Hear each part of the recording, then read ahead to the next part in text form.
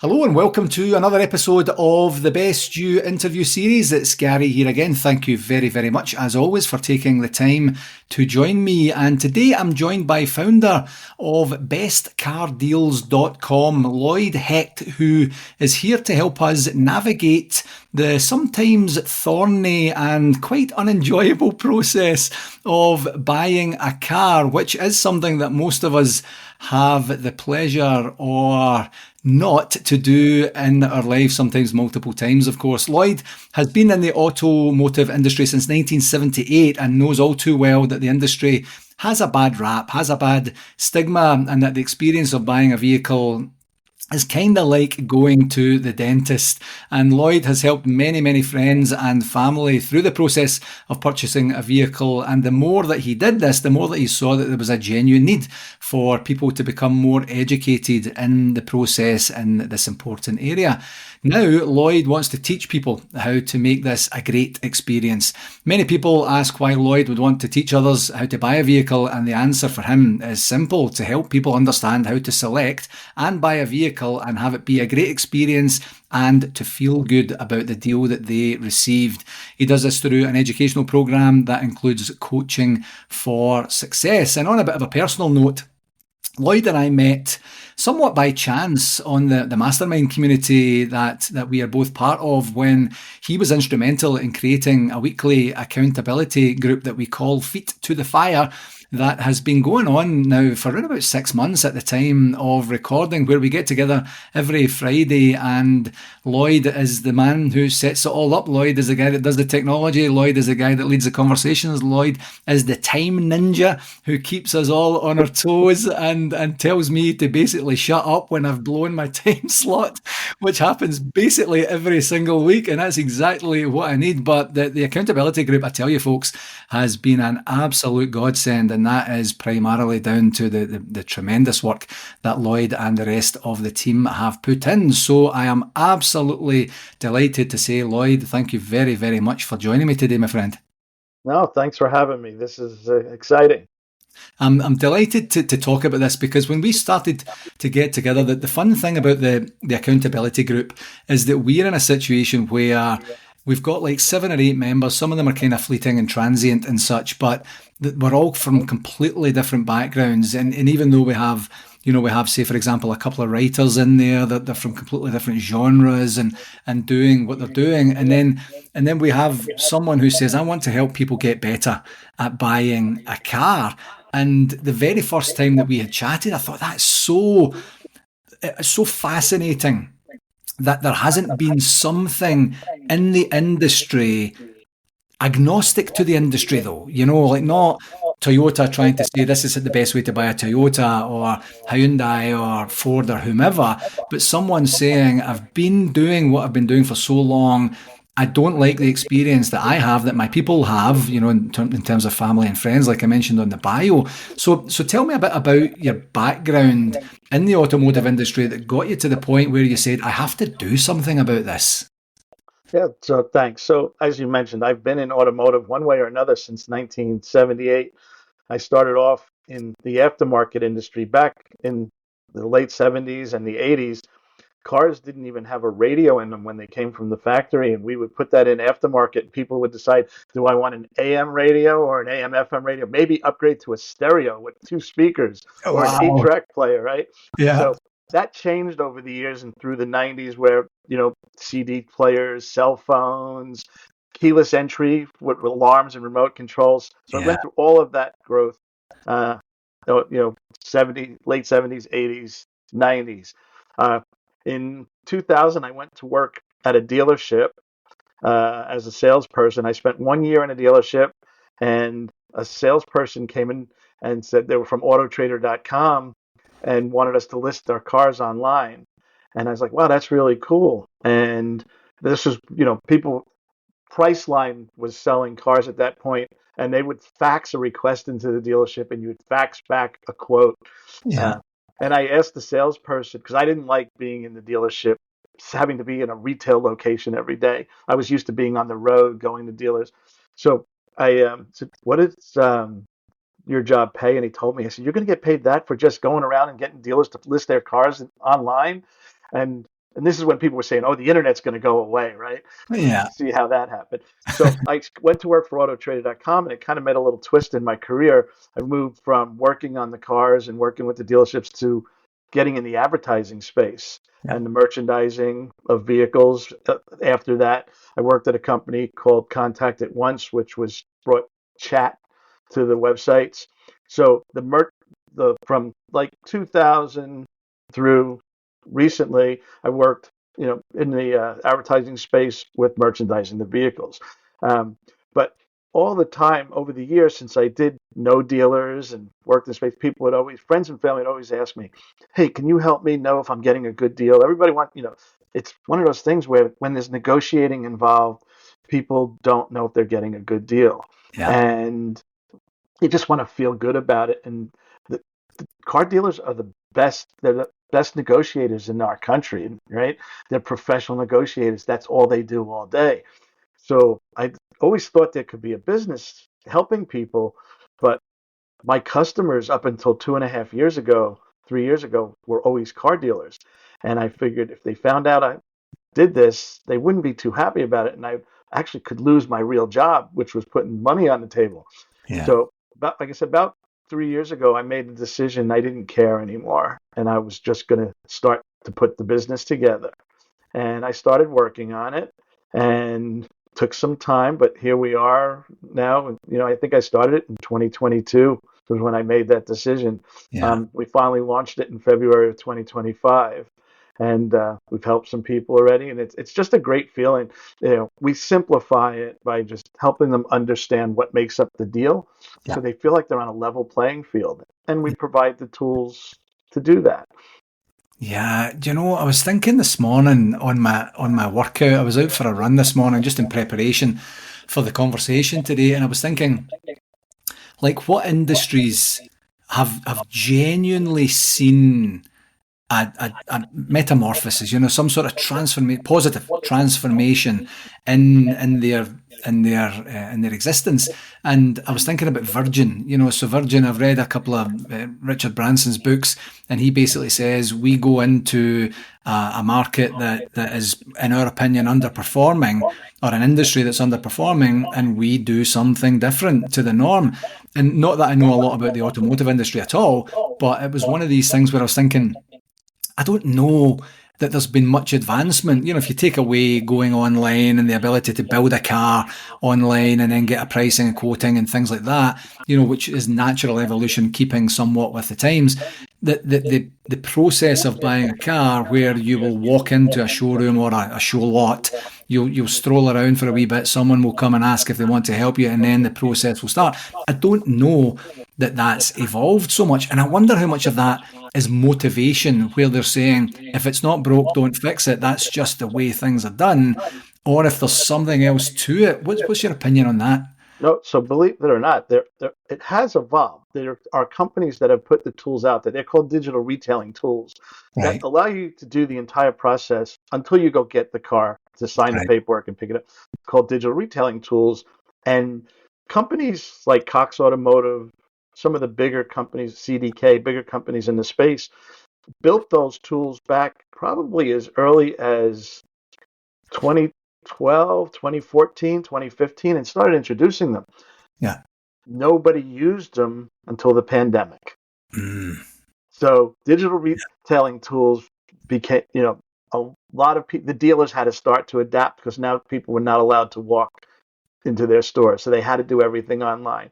So, the industry has transitioned and there are these tools in place, but there's and there are some dealers that are very progressive and they want to create a good experience and they're very transparent. mhm, And then there's old school dealers that want to keep everything a secret and they want to keep that upper hand and make you feel like you don't know what you're doing and just try and get over it. And it's on different parts of the deal. So one of the things that we teach is there's basically four parts to the deal and keep them separate. The yeah, dealer is going to want to, they're going to ask you, what do you want your payment to be? You know, uh, do you have a trade in? And it's important to not give them all the information when they want it. You give it to them when you're ready. So, right, the first part of buying a car is, what car do I want to get? So Yeah. we have a course on how to figure out what you want if you're not sure, Yeah. and then how to figure out what the pricing should be for it, what would be fair, what you're willing to pay for it. So picking out your car, what you're willing to pay for it, what it may be, what incentives might be available from the manufacturer, understanding that part first. Yeah. Then you bring your trade-in into play. So the first question, when they ask, what are you trading in? I always advise them, I'm not sure I'm trading in. Work the deal on what you want to buy first. You Yeah. know, then you bring the trade-in into play. And we have a whole course. Well, it's a lesson, but it's one of 20 some odd lessons in our courses, you know, but it's one of the most important lessons of all on understanding how the dealer values the trade-in and how to prepare your car and understand all the different things they look at and what's important, and the tools that are available to you online for valuing, getting a value trade. So once you have those two numbers figured out, you know, it's simple. I'm willing to pay this much for for the car I want to buy. This is what I think I should get on my trade-in. Now we have the next piece, which is the financing and Yeah. the other things that they try and sell you. Yeah. And you mentioned earlier about there not really being anybody out there to help with this. There, there is one main competitor for me out there that does try to teach people how to buy a car, but they have an ulterior motive. They also sell aftermarket warranties. They sell insurance. They sell that you when you're on their site, you become a lead for dealers. If you fill out any of their forms, they sell those leads to dealers. Yeah. I don't do any of that. Yeah. My only way I make money is if you buy my course. Yeah. And I have no incentive from any aftermarket company, no manufacturers, no dealers. It's 100% me and my client. And like I said, so I have no incentive to push them in any one direction other than teach them how to Yeah. do it and Yeah. to get the most for their money. So going back to the four pieces, all right, the car, your trade in. Now the next step, once you've decided those, is they put you in an office with a finance manager to figure out what the financing is going to be, and there your decisions could change from buying to leasing, or vice versa. So you want to kind of play with that too. We provide calculators on our website that Yeah. allow you to play with the numbers so you know exactly, if I want to spend this much a month and my trade-in is worth this is the price for the car I need to shop for. Yeah. Or if I'm going to buy a car that's this much and my trade is this much, this is what my payments are going to be. So you know all of that before you go into the dealership. And then the things they're going to try and sell you: the extended warranties, the gap insurance, the car insurance, the maintenance plans, the protection for your keys, for your tires. And it's different for everybody. I'd never say just say no to everything, because someone might need some of those things. If you're leasing a vehicle, the expectation is that that vehicle is turned in perfect at the end of a lease, or they Yeah. ding you with fees to fix Yeah. things. So it may pay to buy tire or wheel protection, because everybody burns a wheel on a curb, and they're expensive to repair or replace. And so everybody's situation is different. So that's what we teach you, is how to understand what all those aftermarket products are, and is it good for your situation. And then the last piece is understanding the paperwork that they put in front of you once you've decided all of those things, and they turn that thing around, or now the tablet, and they say sign here, Yeah. what's on there. And I know you're in Canada, I'm in the US, and I don't know the Canadian dealers, but in the US, in almost every state, there is a document fee on the buyer's order. And the states mandate it differently, but it's a set fee. It's different from state to state. It could be as little as $300-400. Some states it's $800-900, and that's one of the things that the dealer can't negotiate on, but it's Right. on there. No one tells anybody about it.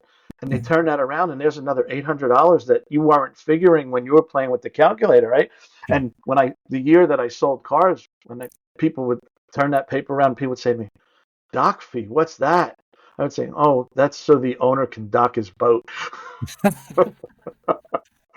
it brings a little bit of levity to the situation, but Yeah. seriously, it's it's just another piece that makes people feel insecure about, am I getting ripped off?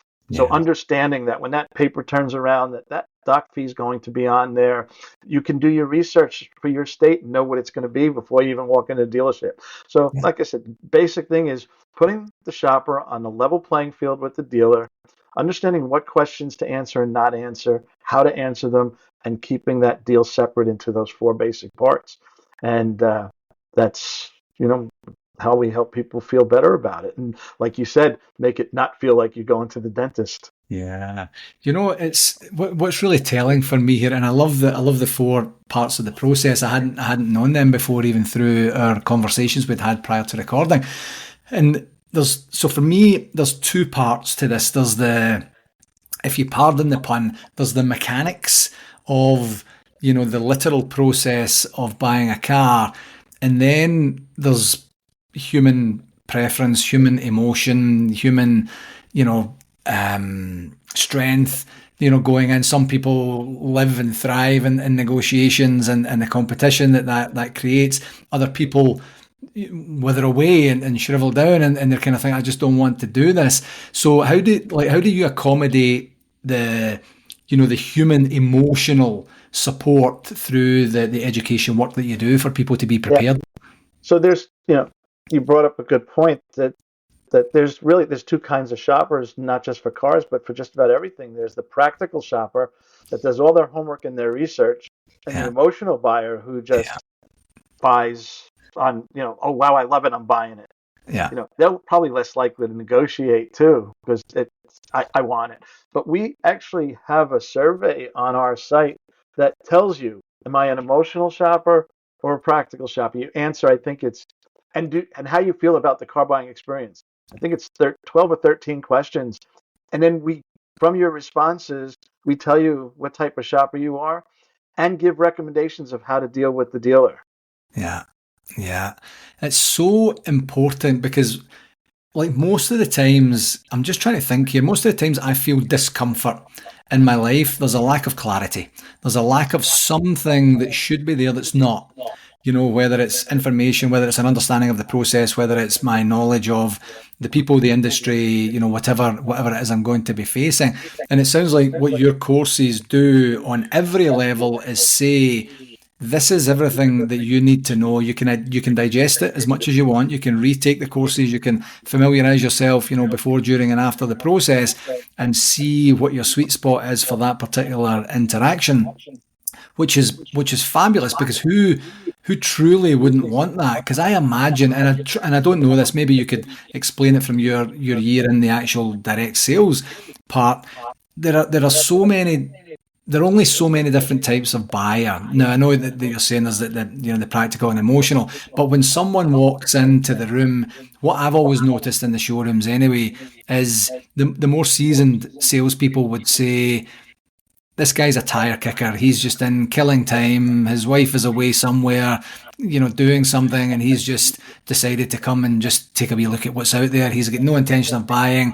There's another guy, he seems like he's quite serious. There's the family types. There's and they maybe have an opportunity to see what type and style of car that they've driven in with, and such like that as well. When you get that, like, what would you say would be the best way to present yourself, literally, as you're walking in the door as a buyer? And is that part of your education offering? So, today, if some, well, let me take a step back. First thing everybody, I ever heard when I was selling cars was, well, we're not buying today. We're just out shopping. Right. So they're putting up their guard because they don't want to be sold, right? Yeah. Uh, and it's very different today than when I was in a dealership 20 years ago, because today with the internet, most people, 97, 98% of the people, I think the studies say, do all their homework online. Right. And then when they find the vehicle they want at the dealership that they want, and they've done their homework on the dealership and they have a good reputation, they're walking into that dealership to buy a car. Yeah. Okay? So in today's world, if they walk in, you can assume they're there to buy. If Mhm. they walk out you as a dealer, you screwed up. You Right. didn't make them feel comfortable. They felt like you were trying to take advantage or untrustworthy. So it's very important for the dealer today to build that relationship, make the customer feel comfortable because they've, like I said, they walk in today, they've walked in to buy because you Yeah. have it. They don't just go to a dealership to look around anymore. Yeah. So that's actually a great segue into preconceptions or misconceptions about the purchasing experience. What would you say in your experience is the most common misconception from both sides, from the buyer and from the seller perspective? So, yeah, they perceive that most people don't know, right? And they're uneducated. I got a great, my sister's a perfect story. She bought a car about 3, 4 months ago, and I remember obviously she this. was educated, very educated on Yeah. everything. Yeah. She knew the exact car she wants. She was willing to drive 100 miles from her house in Long Island to a dealer that had the vehicle that she wanted. She didn't have to go that far, but she knew what the price of it was online, what discounts they had listed online, what the manufacturer incentives were. So she knew what that vehicle was going to cost her. Yeah. She did all her homework. I helped her, of course, know what her trade-in value was worth, and you know was worth anywhere between 11.7. Well, gets there, and it's on a Sunday, and she says, "Hey, now my sister's a professional woman. She's a six-figure earner, smart Yeah. lady. She's been a VP for the state of New Jersey in the Department of Transportation. She's with a big consulting firm now. So she's, not somebody that's not. She's very smart, Yeah. smarter than me. So she lets them know, I I know everything, and they said, well, let's appraise your trade, and they come back and they tell her they're going to give her, I think it was $5,500 if I remember.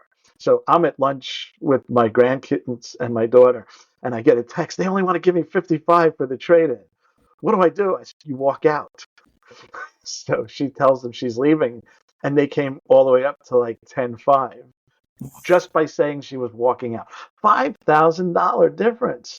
It was Yeah. crazy. She ended up getting closer to the 11, but that she got to the point where, 11 to 11.7, they were there.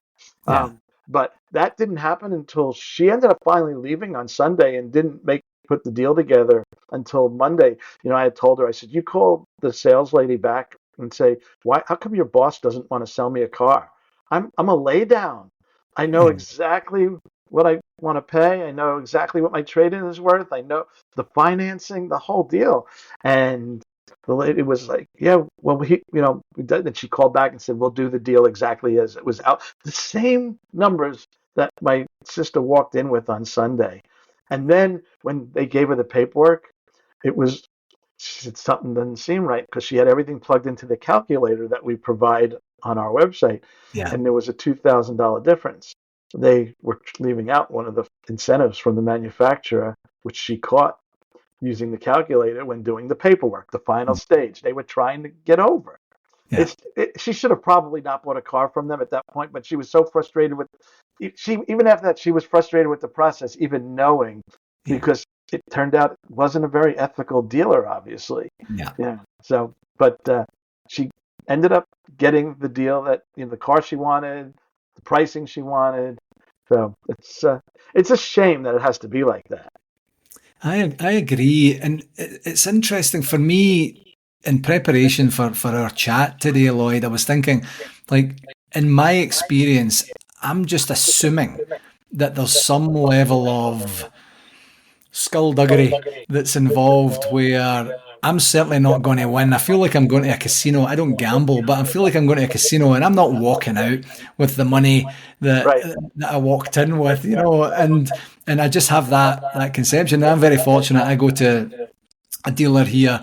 I drive Honda, and I go to a dealer here. I've been going to the same dealer the whole time. The process, talking about a laydown, the process is absolutely seamless. Where he messages saying, "Now is the prime time in terms of your lease coming up. At least Right. your lease coming up, and there's a new one coming in. I want you to get behind the wheel of this, see what you think, and then."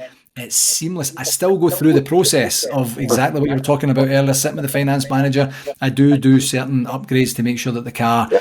is going to be in good shape at the end. But I always, like, I never walk away thinking I won, because that's not the transaction. That's not the transaction I'm having. I want a new car. This is the number I'm willing to pay, and then go forward.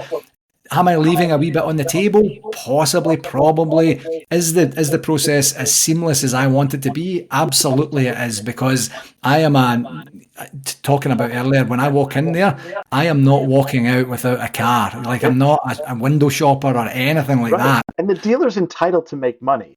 My Of course course. doesn't teach you to like go beat the dealer to heck so that Yeah, they don't make any money. They have to be in business. We all work and do things to make money and earn a yeah, living, and they're entitled to it.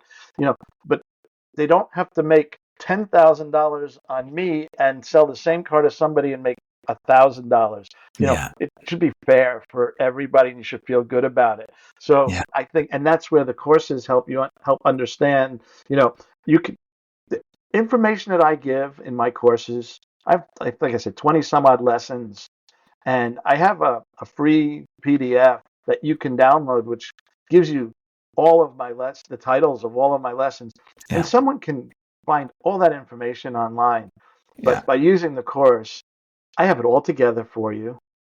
You get access to have a call with me as yeah. part of it if you need be, and ask questions, and I evaluate what you're doing and help you along that way. So that's the big advantage of working with me and the company, as opposed to trying to do it all yourself, because people don't know what they don't know. We put Exactly. it all together for you, and we consolidate it all in one place to find everything.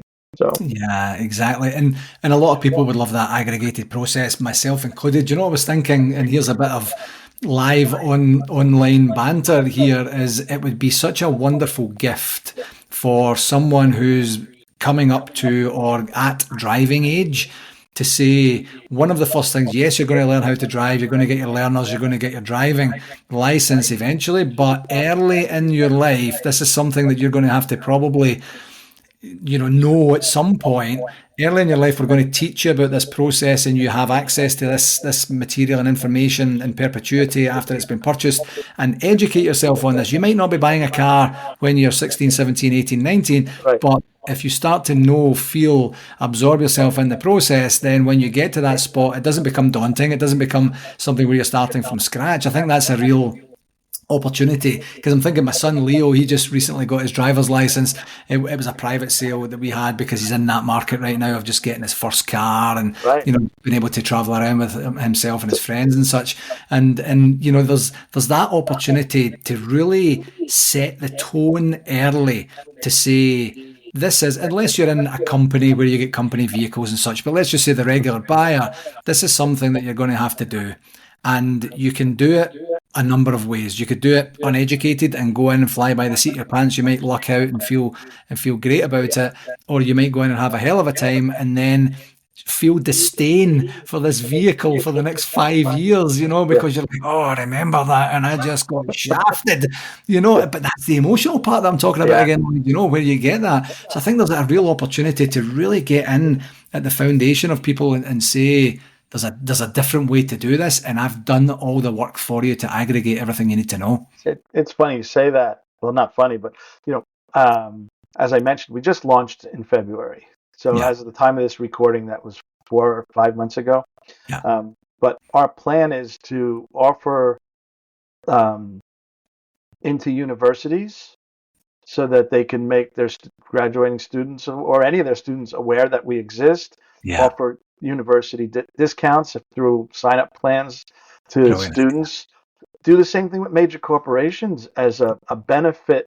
You know, as one of the benefits they offer is, you know, Lloyd's going to do a webinar for us and give us the high level, but if you want to work one-on-one, get his courses, here's the corporate discount.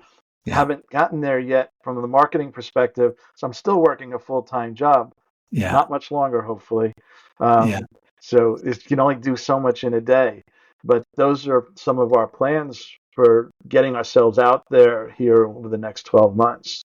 Absolutely brilliant. I love it. I love the ingenuity of that, of trying to figure out the best market to penetrate, essentially, using some marketing speak for a second, but the best opportunity to create value, the best opportunity to create impact and have people enjoy and not endure the process by Yeah, getting themselves educated at the same time. I absolutely love it. So as you know, Lloyd, this is called the Best You interview series. So I always take this opportunity to ask every guest, what is one regular practice that you employ that gives you the best opportunity to be the best version of yourself?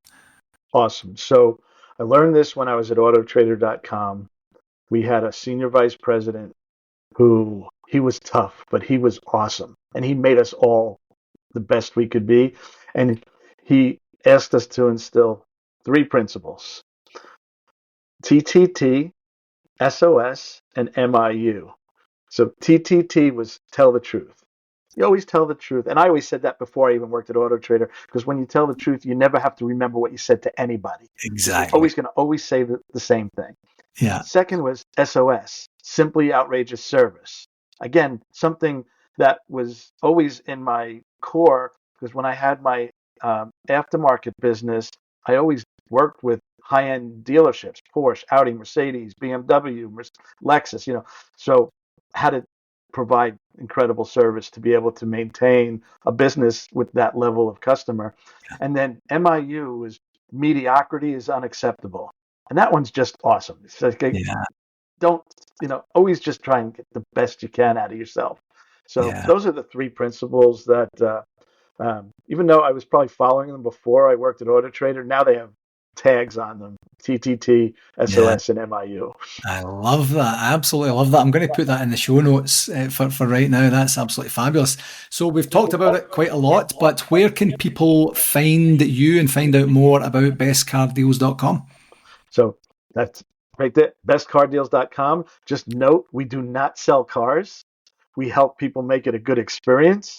So, that was the best car auto URL I could get. Originally, I had Lloyd Hecht Consulting, and I was talking to an automotive consultant, and he's like, "I love your idea, love your business, but your URL sucks." And he happened to own bestcardeals.com, and he says, "I'll give it to you." So people Wow. mistake it and think that we sell cars. So we have to stress in our marketing, we don't sell cars. We're not the bad guy. Yeah. We're the Yeah. good guy trying to help you make it a good experience and understand how to work with. And I'm not saying the dealers are not bad guys, but like I Yeah. said, there are some out there that still want to just try and take advantage, unfortunately. But so bestcardeals.com. I'm on LinkedIn if you want to see my personal background. I don't advertise there because my whole automotive network is there, the ones that probably wouldn't like my business. But you can also find us on Facebook and Instagram. I love it. Lloyd, I knew this was going to be an education and a wonderful experience. I've had an absolute blast. Thank you very, very, very much for coming on the show today. Thanks for doing this. This was fantastic. I love it. Glad you asked. Thanks for having me. Anytime. Hello again. Thanks again for tuning in to this episode, and I do hope that you found it valuable and gained some insights. I do have an ask for you. If you enjoyed this podcast, I would absolutely love it if you would connect with me on my socials, and that's at LinkedIn, Facebook, and YouTube. Just search for my name and do whatever it is you need to do there to follow me and stay updated with all the latest content, tips, and discussions. And for any more resources that you're looking for, feel free to visit my website, garygillen.com. And while you're there, you can book a free, no obligation 30-minute coaching call directly with me through the site. Whether you're looking to enhance your performance or tackle a new challenge, I'm absolutely here to help you succeed, and I would absolutely love to hear from you. Thanks very much again, and until next time, keep pushing towards your goals and getting better each and every day, my friend.